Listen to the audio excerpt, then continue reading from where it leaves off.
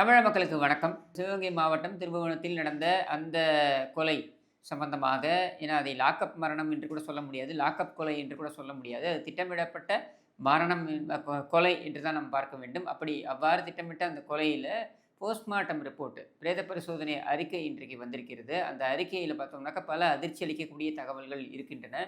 ஏற்கனவே அவர் வந்து அந்த அஜித்குமார் என்கிற அந்த இளைஞர் கொடுமையாக தாக்கப்பட்டிருக்கிறார் அப்படின்னு சொல்லிட்டு நேரடி சாட்சியங்கள் சொல்லிவிட்ட நிலையிலும், அது மட்டும் இல்லாமல் அதை வந்து வீடியோவாக படம் பிடித்த நபரும் வெளியில வந்து அது குறித்து நீதிமன்றத்திலும் சொல்லி வெளியே வந்து டிஜிபிக்கும் வந்து தனக்கு பாதுகாப்பு வேண்டும் என்று கடிதம் எழுதிவிட்ட நிலையில, இன்றைக்கு அந்த பிரேத பரிசோதனை தகவல் வெளியே வந்திருக்கு. அந்த அறிக்கை வெளியே வந்திருக்கிறது. அதில் இருக்கக்கூடிய அந்த தகவல்களை எல்லாம் பார்க்கும்பொழுது மேலும் அ அதிர்ச்சி அளிக்கக்கூடிய விஷயங்களாக இருக்கின்றன. கிட்டத்தட்ட 50 இடங்களுக்கு மேல அவருக்கு வந்து அ காயம் ஏற்பட்டிருக்கிறது. அது மட்டும் இல்லாமல் அவருக்கு தலையில் 3 இடங்களில் வந்து இரத்த கசிவு ஏற்பட்டிருக்கிறது. மூளையில் இரத்த கசிவு ஏற்பட்டிருக்கிறது.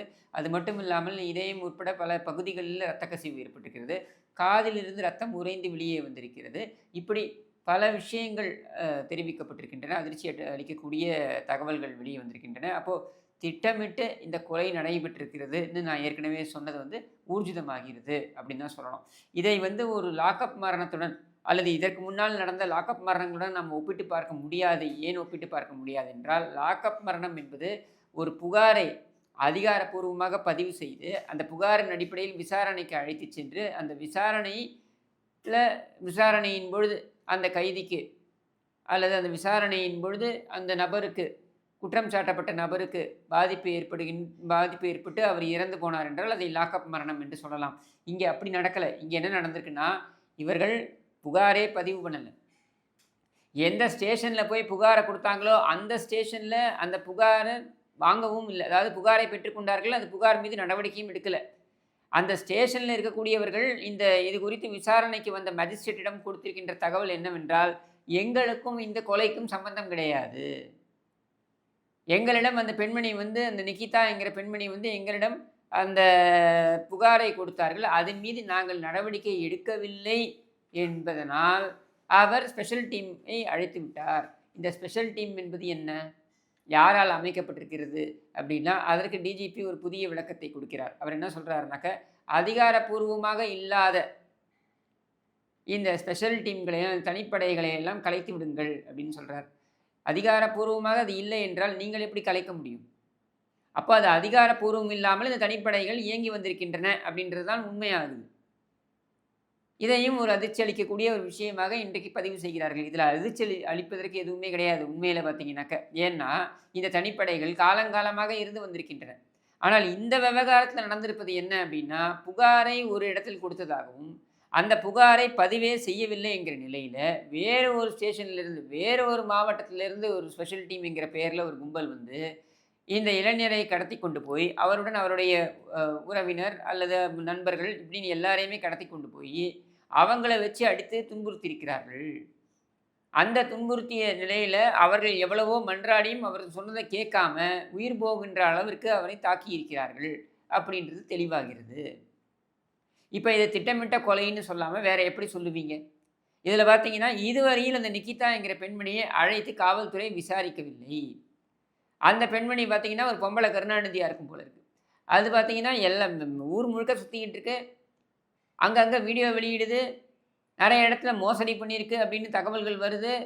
3 கல்யாணம், 4 கல்யாணம் பண்ணி இப்போ இதே மாரி வரதட்சணை புகார்களை எல்லாம் குடுத்து எல்லார்ட்டருந்தும் காசு பிடுங்கியிருக்கு அப்படின்னு தகவல்கள்லாம் வெளியில வருது. இப்படி பல்வேறு தகவல்கள் வந்த வண்ணம் இருக்கின்ற நிலையில, ஒரு முறை கூட அவரை அழைத்து, "ஏம்மா நீ இந்த ஸ்டேஷன்ல தான் புகார் குடுத்தியா?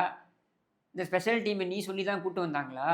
நீ எந்த அதிகாரியுடன் தொடர்பில் இருந்த காரணத்தினால அந்த அதிகாரியிடமிருந்து ஃபோன் போய் அதன் அடிப்படையில் இந்த ஸ்பெஷல் டீம் வந்தாங்க. இதையெல்லாம் விசாரிக்கணுமா கூடாதா?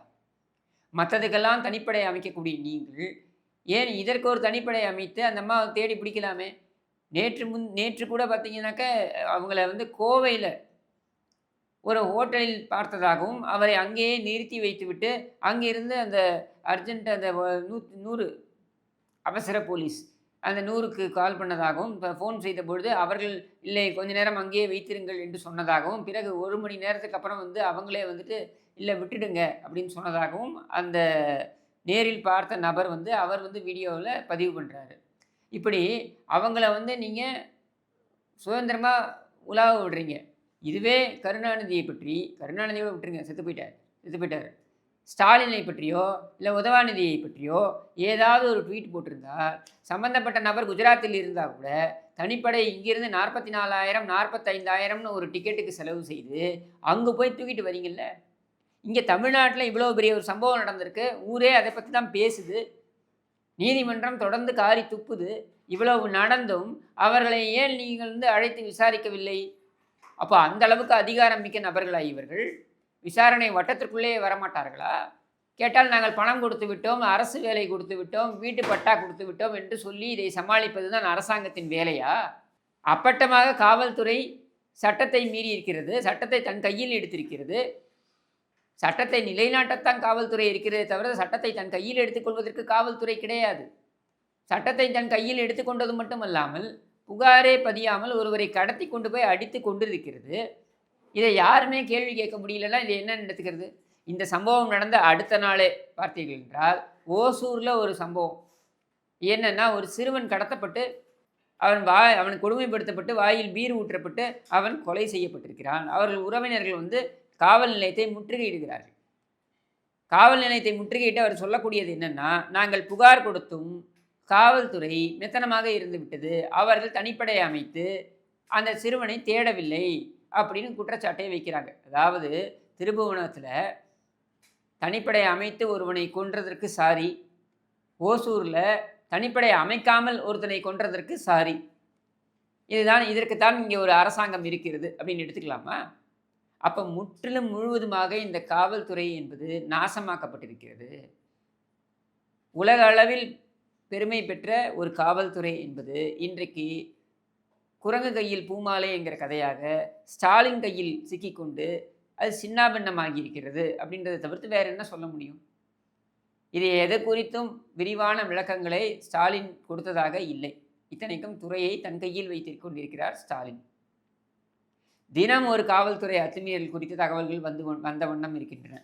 சரி, ஒரு செய்தி வெளில வருது, அந்த செய்தியை ஒட்டி இதே போன்ற செய்திகள் வந்து பல உலா வருவது அப்படின்றது ஊடகத்தில் வந்து வழக்கம்தான். நான் மறுக்கலை. காவல்துறையில் இருக்கக்கூடிய அனைவரும் இதைத்தான் செய்வார்கள் அப்படின்னு நான் சொல்ல போகிறதில்லை. ஆனால் இவ்வளவு மோசமான ஒரு சம்பவம் நடந்ததுக்கு அப்புறமும் கூட விழித்து கொள்ளவில்லை என்றால், இந்த அரசாங்கம் விழித்து கொள்ளவில்லை என்றால், மேல் பூச்சி போல சில நடவடிக்கைகளை எடுத்துவிட்டு நாங்கள் நடவடிக்கை எடுத்துவிட்டோம் பாருங்கள் என்று சொல்லப் போகிறது என்றால், கடந்த ஆட்சியில் நடந்தவை என்றெல்லாம் ஒப்பிட்டு பார்க்க போகிறது என்றால், அப்போ நம்ம கேட்க வேண்டியது என்னென்னா, எந்த ஆட்சியிலும் இந்த கதை நடந்தது கிடையாது. லாக்அப் மரணங்கள் நடந்திருக்கின்றன, சிறையில் இறந்து போவது அப்படின்ற சம்பவங்கள் நடந்திருக்கின்றன. இதெல்லாம் எல்லா ஆட்சியிலும் நடந்திருக்கின்றது, இது யாரும் மறுக்கலை.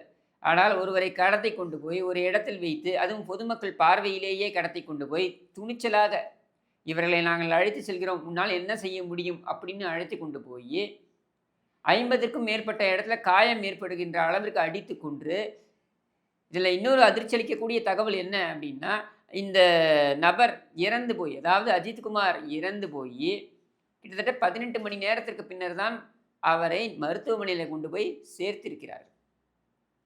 உயிருக்கு போராடி கொண்டிருந்த வலிப்பு வந்து உயிருக்கு போராடி கொண்டிருந்த அஜித்குமாரை மருத்துவமனையில் கொண்டு போய் சேர்த்தோம்னு சொல்கிறாங்க இல்லையா, அதுவும் கடைந்தெடுத்த பொய்.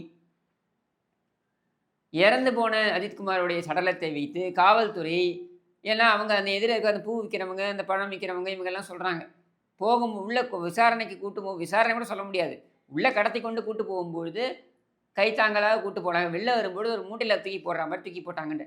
அப்பொழுதே அஜித்குமார் இறந்து போய்விட்டார்.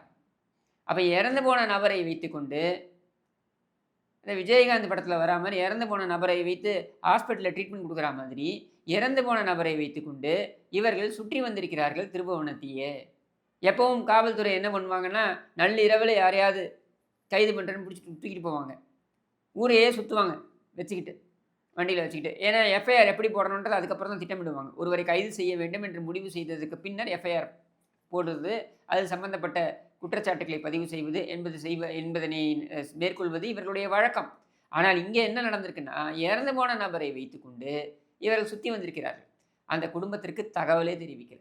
ஹாஸ்பிட்டல்ல கொண்டு போய் சேர்த்ததுக்கு அப்புறம் தான் அந்த குடும்பத்திற்கு ஏன்னா அவங்க அம்மா சொல்றாங்க, பதிவு பண்றாங்க. நான் காவல் நிலையத்திற்கு போனேன். அங்க இல்ல. அதுக்கப்புறம் இவங்க கிட்ட வந்து கேட்டேன். அங்க வந்து உட்கார வச்சிருந்தாங்க. அந்த கோசாலை கிட்ட உட்கார வச்சிருந்தாங்க. அங்க வந்துட்டு நான் கேட்டப்ப, "நீங்க போங்கம்மா" அப்படின்னு எங்கள அனுப்பிச்சு விட்டாங்க. அப்படின்னு அவங்க அம்மா பதிவு பண்றாங்க. அப்போ ஒரு நாள் முழுக்க அந்த குடும்பத்திற்கு தெரிந்தே நீங்கள் போட்டு அடித்து துன்புறுத்தி கொலை செய்திருக்கிறீர்கள். அதற்கு பின்னர் அந்த குடும்பத்திற்கு தெரிவிக்காமலேயே 18 மணி நேரம் அந்த சடலத்தை வைத்து சுற்றி வந்திருக்கிறீர்கள். அதற்கு அப்புறம் நீங்க போய் மருத்துவமனையில சேர்த்திருக்கீங்க. அவர் இறந்து விட்டார் அப்படின்னு ஊர்ஜிதப்படுத்திய பின்னர் இந்த தகவல் வெளியே அவர் குடும்பத்திற்கு தெரிவிக்கப்படுகிறது. இதுவரையில் நமக்கு தெரிந்த உண்மைகள் இவ்வளவுதான். இதற்கு மேல் என்னென்ன அதிர்ச்சி அளிக்கக்கூடிய தகவல்கள் வரப்போகின்றன என்பதனை அடுத்தடுத்த நாட்கள்ல இந்த விசாரணையுடைய போக்கு எப்படி இருக்கிறது என்பதனை பார்த்து நாம் தெரிந்து கொள்வோம் என்று கூறி விடைபெறுகிறேன். நன்றி, வணக்கம்.